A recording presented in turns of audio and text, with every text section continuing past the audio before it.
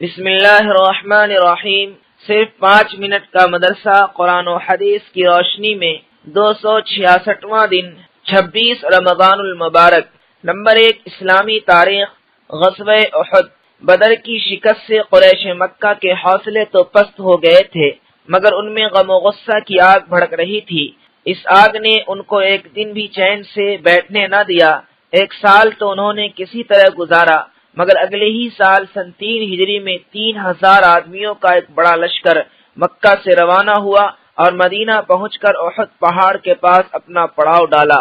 رسول اللہ صلی اللہ علیہ وسلم بھی شوال سن 3 ہجری میں جمعہ کی نماز پڑھ کر 1000 مسلمانوں کو لے کر احد پہاڑ کی طرف روانہ ہوئے، مگر عین وقت پر منافقوں نے دھوکہ دیا اور عبداللہ بن ابی اپنے 300 آدمیوں کو لے کر واپس ہو گیا۔ اب صرف 700 مسلمان رہ گئے۔ احد کے مقام پر لڑائی شروع ہوئی اور دونوں جماعتیں ایک دوسرے پر حملہ آور ہوئی۔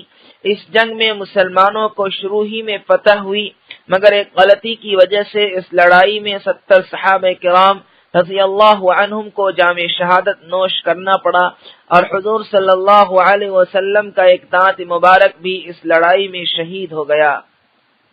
نمبر 2، حضور صلی اللہ علیہ وسلم کا معجزہ، آپ صلی اللہ علیہ وسلم کی انگلیوں سے پانی جاری ہونا۔ حضرت جابر رضی اللہ عنہ فرماتے ہیں، صلح حدیبیہ کے دن صحابہ پیاسے ہو گئے۔ رسول اللہ صلی اللہ علیہ وسلم کے سامنے ایک پانی کا پیالہ رکھا تھا۔ آپ صلی اللہ علیہ وسلم نے وضو فرمایا، پھر بچے ہوئے پانی کی طرف لوگ لپکے۔ رسول اللہ صلی اللہ علیہ وسلم نے پوچھا، کیا ہوا؟ انہوں نے عرض کیا، نہ ہمارے پاس پینے کو پانی ہے اور نہ وضو کرنے کو، بس یہی پانی ہے جو آپ صلی اللہ علیہ وسلم کے سامنے رکھا ہے۔ آپ صلی اللہ علیہ وسلم نے اپنا ہاتھ پیالے میں رکھ دیا، پانی آپ صلی اللہ علیہ وسلم کی انگلیوں میں سے چشمے کی طرح ابلنے لگا۔ ہم نے پیا اور وضو بھی کیا۔ ان سے پوچھا گیا، کتنے آدمی تھے؟ فرمایا 1500 تھے، اور اگر 1,00,000 ہوتے تب بھی کافی ہو جاتا۔ نمبر 3، ایک فرض کے بارے میں، بیمار کی نماز۔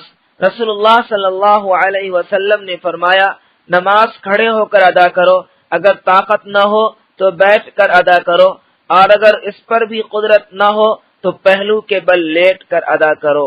فائدہ، اگر کوئی بیمار ہو اور کھڑے ہونے پر قادر نہ ہو تو رکوع و سجدہ کے ساتھ بیٹھ کر پڑھے، اگر رکوع و سجدے پر بھی قادر نہ ہو تو اشارے سے پڑھے، اور اگر بیٹھ کر پڑھنے کی طاقت نہ رکھتا ہو تو لیٹ کر پڑھے۔ نمبر 4، ایک سنت کے بارے میں، بیوی سے ملاقات کے وقت کی دعا۔ رسول اللہ صلی اللہ علیہ وسلم نے فرمایا، جب کوئی شخص اپنی بیوی کے پاس تنہائی میں آئے اور یہ دعا پڑھے، بسم اللہ اللہم جنبنا الشیطان وجنب الشیطان ما رزقتنا۔ ترجمہ، اللہ کے نام سے شروع کرتا ہوں، اے اللہ ہمیں شیطان سے بچا، اور جو اولاد ہمیں عطا کرے اس کی بھی شیطان سے حفاظت فرما۔ تو اس کے بعد جو اولاد پیدا ہوگی شیطان اس کو کبھی نقصان نہیں پہنچا سکتا۔ نمبر 5، ایک اہم عمل کی فضیلت، مسلمان کی ضرورت پوری کرنا۔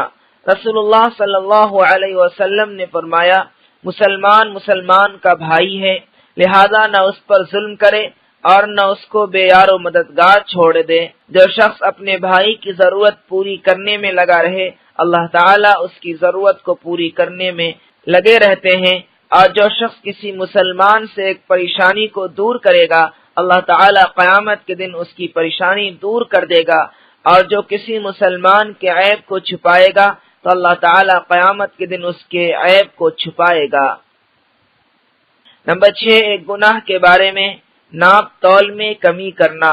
قرآن میں اللہ تعالیٰ فرماتا ہے، بڑی بربادی ہے ناپ تول میں کمی کرنے والوں کے لیے، کہ جو لوگوں سے کوئی چیز ناپ کر لیتے ہیں تو پورا بھر کر لیتے ہیں، اور جب لوگوں کو کوئی چیز پیمانے سے ناپ کر یا وزن کر کے دیتے ہیں تو اس میں کمی کر دیتے ہیں۔